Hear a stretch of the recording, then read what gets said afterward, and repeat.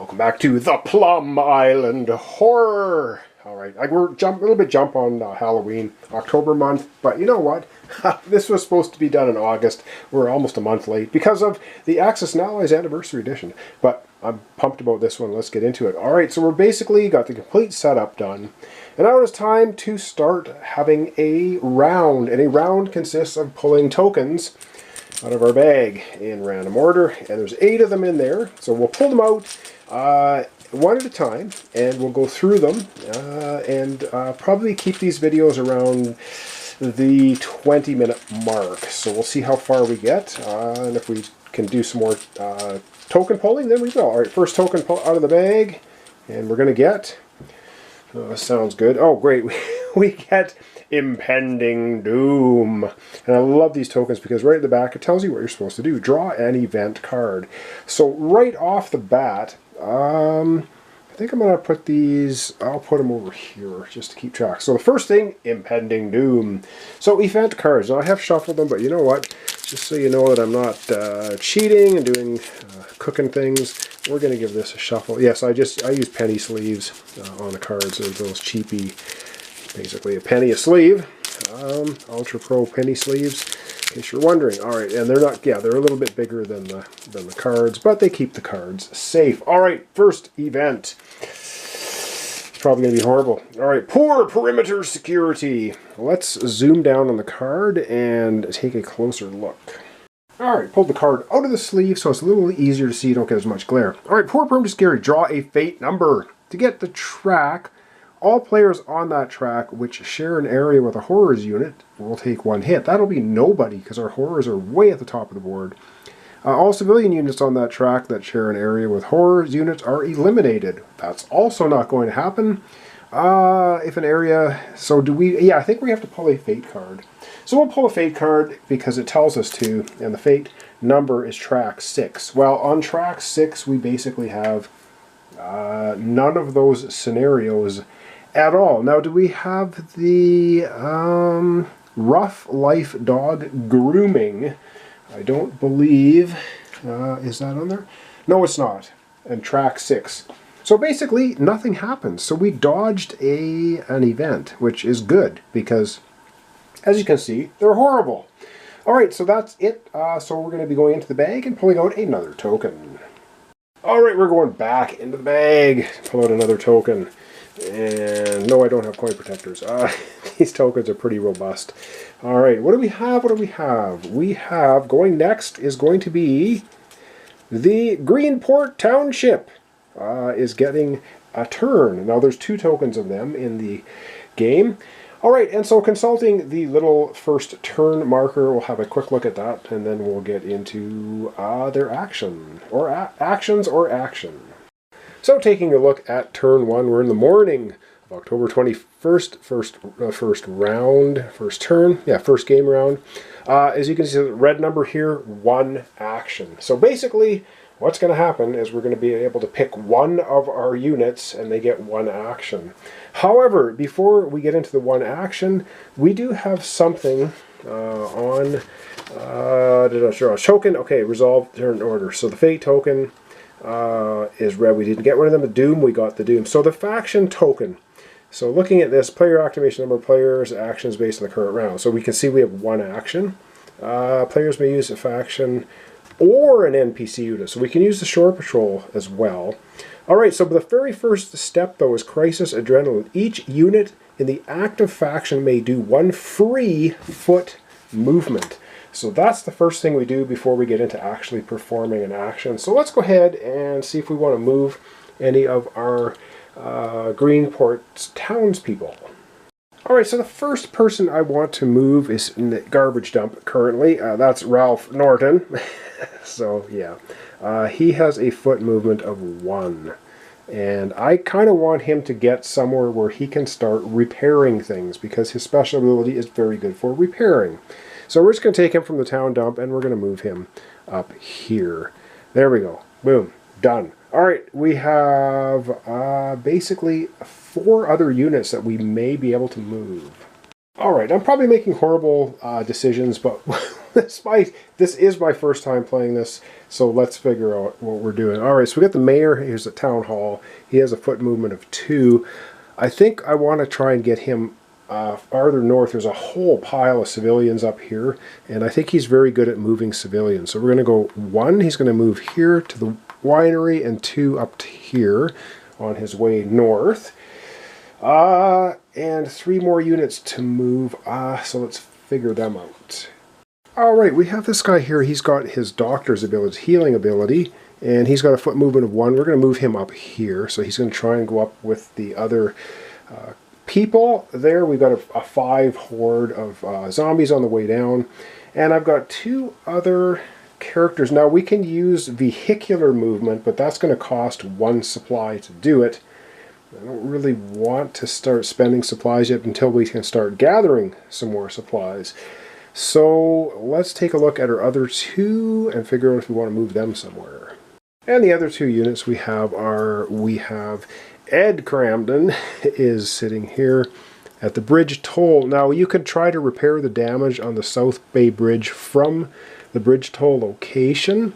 So I might just leave him there for now. But we're going to move this guy up. Laflamme, he can move 2. We're going to move him, I think, up much further up here. So he's going to go 1, 2. He's going to go to the PIRE East. You can search there, and there's also a biohazard location there, so you can do a decontamination action there if you want to. That's the first part of their activation. Yes, this is a long game. I knew that. I don't know if it's going to be as long as Access Now is. I doubt it. But anyway, that was step 1. That was the crisis adrenaline. Now player action. So we can only use 1 unit. That's it. We have 1 action available. So we can either move, combat, crowd control, evacuate, repair, build a compound, use a location action, heal, faction, use a special action. So wow, lots of things we can do. I have to look at our characters and figure out which characters we want to have 1 action perform. So we'll come right back and do that.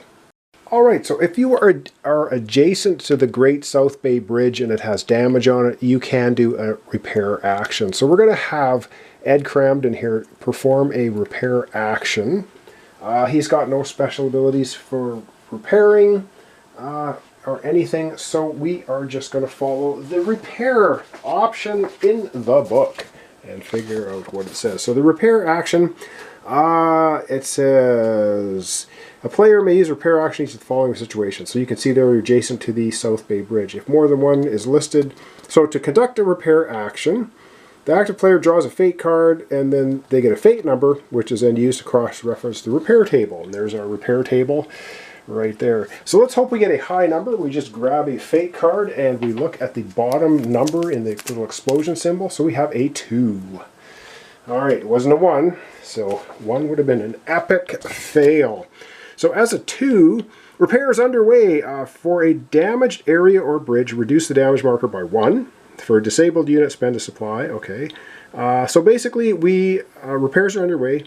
So area or bridge, we reduce the damage marker by 1. All right, not a problem. So we have 2 damage on the South Bay Bridge, so we're going to flip that over, and now it only has 1 damage. And why am I repairing it? Because we can evacuate civilians off the East Bay Bridge, but you can't evacuate them if the bridge is damaged, because they can't get across it. So we need to repair it first. All right. That was our 1 action, yay, for the Greenport Township. Now, we do have something we can call a follow action. We have another faction on the board, the Plum Island Constabulary. They can opt to do a follow action, and if they want to, they don't have to. If they do, then you draw a fate card. And I'll just show you here, and then you look at the bottom. So these ones are no event cards drawn. So if we do a follow action, then the Plum Island Constabulary must draw a fate card, and if it has an event happening, then we have an event happens, and then you can't do any more follow actions. In the solo game, because we're only playing with 2 factions, the second faction that's not the one that's actually been pulled out of the bag to go, can actually do it twice. So let me think about whether we want to do that or not, and come right back. Okay, so I think I want to start repairing our docks, because if the docks are repaired, then we can evacuate civilians off the docks. Until the docks are repaired, you can't do that. So we're going to take a follow action for Drebin, our detective, and he's going to do a repair action here at the docks to try and possibly repair some of the docks. So same thing, we draw a fate card, and we hope it's not a 1. And at the bottom we have a 4. Okay, so 4 I think is actually better than 1. Now, of course I have to find that in the rule book because I flipped away from it now. Just give me a second, there we go. So a 4, you've got skills for a damaged area or bridge, remove damage markers equal to the admin rating of the unit for a disabled unit. Okay, it's not a disabled unit. So the admin rating of the unit, his admin rating is the green number, is a 2. So we get all the damage fixed at the Greenport docks, which means we can start evacuating some characters already, some civilians. Yes, that's what we want. However, yep, now we draw a fate card, and we hope we see no event on the bottom. No! Draw event card. Okay, well, we got hosed. And we could do 2 follow actions. That was our first follow action, but now that we're drawing an event card, that is the end of the turn. So we can't do any more follow actions, but we do now have an event card. Oh boy, this is probably not going to be too fantastic now, is it? Alright, what do we have here? Brutal brawl at the docks. We're repairing the docks, and now there's a brutal brawl. Alright, let's zoom down on that one. Have a look.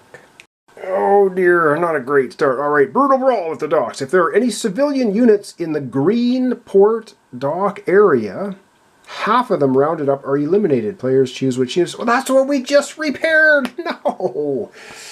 Okay, so yeah, let's take a look. It just so happens we've repaired all the damage to the Greenport docks. However, there's a brawl here, and so half of them rounded up. Well, there's 1, so a half, so rounded up, so they're eliminated. So they're the Cardassian family. Okay, what were they worth? They were worth 2. Oh man, and they are out of the game. Eliminated. Darn it! Just when we... Alright, well that's the end of the token poll. That's the end of the follow things we can do. Follow actions. So we're going to be pulling another token from the bag. Alright, 1 more token out of the bag. Let's see what we get. What do we get? We get... Alright, well we got another one of our player. We have the Plum Island Police. The Plum Island Constabulary gets to go, which means we still have 3 of those basically horrors movements tokens in the bag yet. But now we get our police precinct gets to go. Now, of course, every unit gets what we already looked at. They get that adrenaline move. So let's see. So that's all of our blue token characters now. Get a free foot movement if they want. So let me take a look at them and figure out what we want to do there. Alright, we're going to take our K9 unit here. He has a foot movement of 3. We're going to move him 1, 2, 3 right up here to the Greenside Industrial Park because he will be able to start getting some of these civilians moving. We want them moving down the track so we can evacuate them before they get eaten by the horde. Alright, that's his movement. We're going to take our Friday here. He has a movement of 2, foot movement. He's going to go 1, 2 and go over here to Tom's gas station. He's going to be trying to get over this area, maybe start repairing some bridges so that we can start moving some of the units and maybe start using his ranged attack to try and plink off some of the horde that's coming there. Alright, we have 3 more units to move, so let's figure out if we're going to move them. Alright, we also have, this guy's good for ranged attack, so we want to get him up to the front line. He has a foot movement of 1. We'll just move him over here into the field, baseball field, the helipad. Alright, we have a couple down on the bottom of the board. Let's see what we want to do with them. Alright, we have our Drebin here has a movement of 2. He's very good for searching. So we're going to go 1, 2. We're going to send him to the winery because there's a search icon there. There's a supplies or search.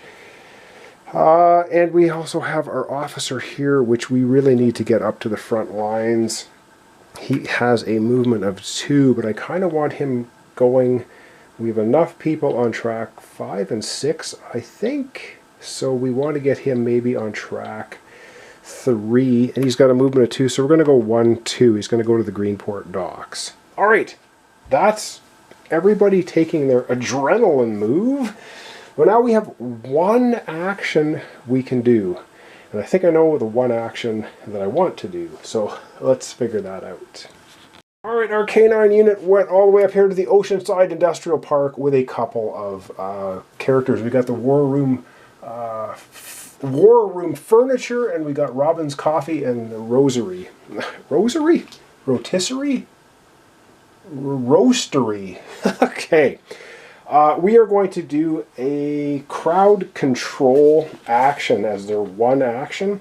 And consulting the book, Crowd Control Actions, basically you can move units one space, one valid space, as long as your admin rating. You can move 1 unit per admin rating, 1 civilian per admin rating, if I'm explaining it correctly. So he has an admin rating of 4. That's awesome.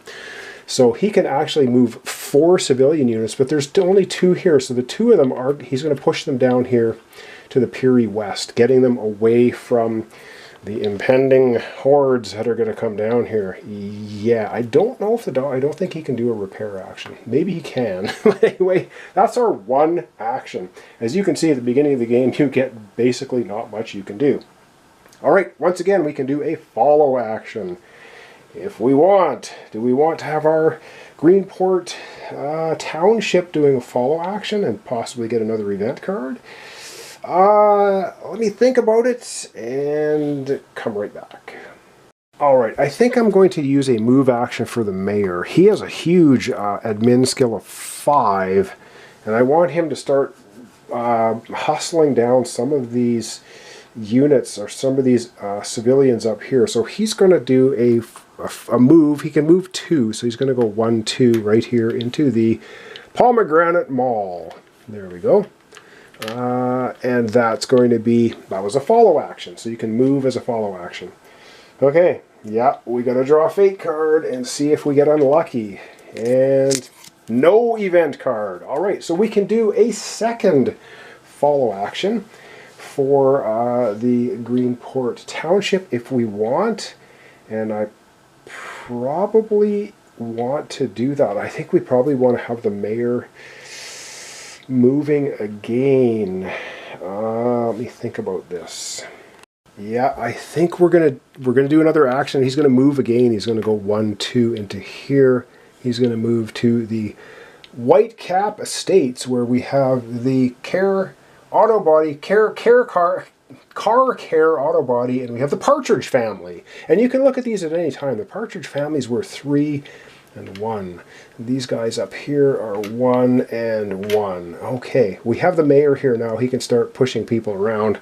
However, yeah, we're going to draw a fate card. Let's hope we do not get no event card. Whew, nice. So we got away with that. That's our 2 follow actions that we can do for the turn. So we're going to be drawing another token, but I'm going to zoom the camera out. I'm going to wrap it up today. And when we come back the next time, I'm not sure if I'm going to be able to get videos out every day. I'm going to try my best. We will be pulling another token out of the bag for round 1. It'll be our 4th token. Alright, let's zoom out and wrap up for today. Alright, well, that's going to wrap up our episode for today. So we've repaired the docks, so we can use the Cayenne Sky to evacuate 4 civilians off of that. That is really good. Yeah. But we got to get the civilians down there, but that's why I sent the mayor up here. He's going to try shoving people down here as quickly as he can. We got our K9 unit up there as well, but you know that the hordes are going to start descending and causing a lot of grief. So thanks so much for watching along. Thanks for your comments, subscriptions, likes. This is the Plum Island Horror, And I should probably, as I was moving these guys, should have been talking about their special abilities, but I'll talk about their special abilities if and when we use them. I've just been basically jockeying for movement right now, getting people in the positions we want. And yes, as an action, we can take the NPC as well and have him do stuff. We're just in the morning of round 1, where we only get 1 action, so it's not a heck of a lot. So as the game progresses and we start getting 2 and 3 actions a turn, things are going to heat up, and of course we're going to get a lot more of the horrors coming down the track. So thanks so much, and I hope to see you next time for the continuation, the Plum Island Horror. Alright, one correction here at the end of the episode. The mayor's cheating! He was here, and he went 1, 2. Well, there's no connection here, so he can't. So for his 2 movement, he'll go 1, 2, and end up here instead. Alright, fixed. Yeah, you can't jump across. You have to have arrows connecting locations, or you can't move that way. Thanks so much, and we'll see you tomorrow or the day after that for some more of the Plum Island Horror.